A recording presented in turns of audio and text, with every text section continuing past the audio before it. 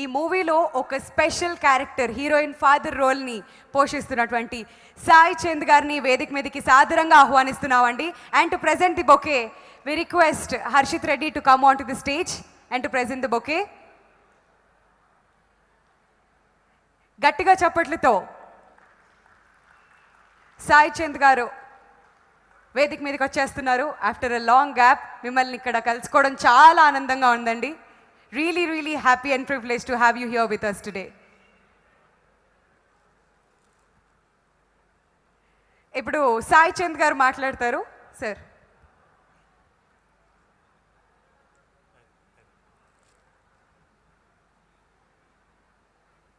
ఒక ఉత్తమ దర్శకుడు శేఖర్ కమల, ఒక మంచి నిర్మాత దిల్ రాజు గారి కలయికతో వస్తున్న ఫిదాతో నేను 25 ఏళ్ల తర్వాత మళ్ళీ మీ ముందుకు వస్తున్నాను.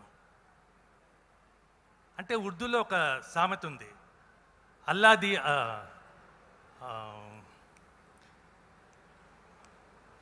అల్లాదియేతో చప్పటి పాడికే దేగా అని. అంటే భగవంతుడు ఇస్తే ఇవ్వదలుచుకుంటే అండపిండ బ్రహ్మాండాలు బద్దలు చేసి ఇస్తాడని. అట్లాగా నాకు ఈ ఆఫర్ వచ్చింది. అంటే పోయిన సంవత్సరం జూన్ 25వ తారీఖున నా పుట్టినరోజు నాడు శేఖర్ గారు ఫోన్ చేసి, సాయి చంద్ గారు మీరు నా సినిమాలో యాక్ట్ చేస్తారా అన్నారు. నేను అన్నాను, సార్ నాది 25 సంవత్సరాలు అయిపోయి నేను యాక్ట్ చేసి, మళ్ళీ మీరు అంటే ఈ తరంలో నాకు ఇష్టమైన దర్శకులు మీరు ఒకరు, మీరు అడుగుతుంటే టెంప్టింగ్గా ఉంది అన్న. అంటే మీరు చాలా మంచి క్యారెక్టర్ మీరు వేస్తే బాగుంటుంది, ఫాదర్ క్యారెక్టర్ ఇది అన్నారు. తండ్రి క్యారెక్టర్ అనగానే ఒక్కసారి నేను నీరు గారిపోయా. సార్ నాకు నేను వేసిన వేషాల్లో నేను తండ్రి వేషం ఎప్పుడు వేయలేదు, అసలు నా జీవితంలో నేను తండ్రి కాదు, నాకు పెళ్ళి పెటాకులు లేవు, నా పిల్ల జల్లా లేరు, తండ్రి పాత్ర ఇలా పోషించాను సార్ అంటే, కాదు వేస్తే బాగుంటుంది, నేను వచ్చి మీ ఇంటికి వచ్చి కథ చెప్తానన్నాడు. నాకు నిజంగా శేఖర్ గారి ఆ సంస్కారానికి ముగ్ధుండైపోయాను. తను ఒక ప్రముఖ దర్శకుడు, మా ఇంటికి వచ్చి నాకు కథ చెప్తాననేటప్పటికీ నాకు నిజంగా చాలా ముచ్చటేసింది అన్నమాట. అట్లా కాదు సార్, నేను ఇది డైరెక్టర్స్ మీడియా నమ్మిన కుటుంబం నుంచి వచ్చాను, నేనే మీ దగ్గరికి వస్తాను రేపు అన్నాను. మరుసటి రోజు ఆయన దగ్గరికి వెళ్ళాను, కథ చెప్పారు, నిజంగా చాలా బాగుంది.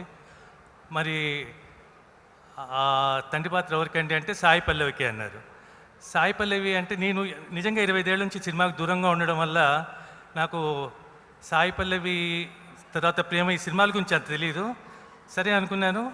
ఆ మాటలు అన్న తర్వాత శేఖర్ గారిని చూసిన తర్వాత, ఆ మాటలు మాట్లాడే ఆ విధానం చూసిన తర్వాత నిజంగా మానవత్వం పరిమళించిన మంచి మనిషిని చూసినట్టు అనిపించింది. ఆ కుటుంబమే అంటే శేఖర్ గారే కాదు, ఆ కుటుంబమే చాలా ఉన్నతమైన కుటుంబం. వాళ్ళ తండ్రిదండ్రులు అందరూ అనమాట, ఆ పిల్లలు, తర్వాత వాళ్ళ సోదరమణులు అందరినీ చూసినా కూడా ఈ కాలంలో కూడా ఇంత మంచి మనుషులు ఉన్నారా అని అనిపించేటట్టుగా ఉంటుంది అది. తర్వాత నేను మా ఇంటికి వచ్చిన తర్వాత మా మేనకోడలు అడిగింది, ఏంటి వేషం అంటే, ఇలా తండ్రి వేషం అంటామా మరి అంటే, ఎవరికంటే సాయి పల్లవికే. సాయి పల్లవి అని ఫోటో చూపించింది. వావ్, ఈ పిల్లగా నేను తండ్రిని వేస్తుంది, యాహో, తప్పకుండా ఈ వేషం ఎవరికి వెళ్ళకూడదు, నేనే వేయాలనుకున్నాను. అవకాశం నాకు ఇలా వచ్చింది.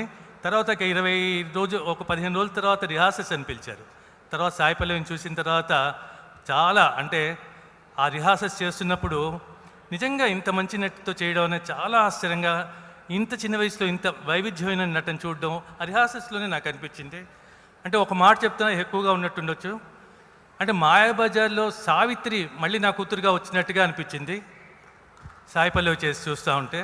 నిజంగా చాలా అద్భుతమైన నటి, అంటే చాలా కమిట్మెంట్ ఉంది, చాలా అంటే ఒక తపన, ఒక తపస్సు అట్లా ఉంటుంది అన్నమాట తను చేసిన ఏదైనా. తర్వాత ముఖ్యంగా ఈ సమయంలో నేను చెప్పుకోవాల్సింది ఏంటంటే మా వరుణ్ గురించి. వరుణ్ అంత మెగా ఫ్యామిలీ నుంచి వచ్చి కూడా ఏ భేషజం లేదు ఆ మనిషి. తను వరుణ్ పెద్దనాన్నగారు చిరంజీవి గారితో నేను 30 ఏళ్ల క్రితం మంచుపల్లికి సినిమాలో యాక్ట్ చేశాను. మళ్ళీ ఇన్నేళ్ల తర్వాత మళ్ళీ వరుణ్తో చేయడం అంటే, చిరంజీవి గారితో చేస్తుంటే మా మంచుపల్లికి సమయంలో మొత్తం షూటింగ్ చేస్తున్నట్టు ఉండేది కాదు, ఏదో పిక్నిక్ వెళ్ళినట్టు, పిక్నిక్లో ఉన్నట్టు అంతా, అంటే చాలా ఉత్సాహంగా ఉండేవాడు ఆయన, అందరితో కలుపుగోలుతనంగా ఉన్నాడు. ఆ లక్షణాలే మళ్ళీ ఈ సినిమాలో నేను వరుణ్లో చూశాను. నిజంగా వరుణ్ చాలా అంటే ఎంత కలుపుగోలుగా ఉన్నాడు, ఎంత ఉత్సాహంగా అందరితో కలుపుగోలుగా చేశాడు. చాలా బాగుంది వరుణ్తో వర్క్ చేయడం. అట్లానే శరణ్య మా పెద్ద కూతురుగా, తర్వాత రాజా సిరిన సీతారామశాస్త్రి గారి అబ్బాయి రాజా నా అల్లుడు. సార్ మీ అబ్బుల్లుడు నేను ఎప్పుడు అడుగుతాం మా భయంకుడు ఎలా ఉన్నారని అడుగుతుంటాను ఆయన్ని. రాజా నా అల్లుడిగా చేశారు. ఆ తర్వాత గీత గారు మా సోదరిగా చేసింది. వీళ్ళందరితో ఒక కుటుంబం లాగా అనడం కంటే కుటుంబమే అయిపోయాం మేమందరం. ఏమ్మా శరణ్య, కరెక్టే కదా?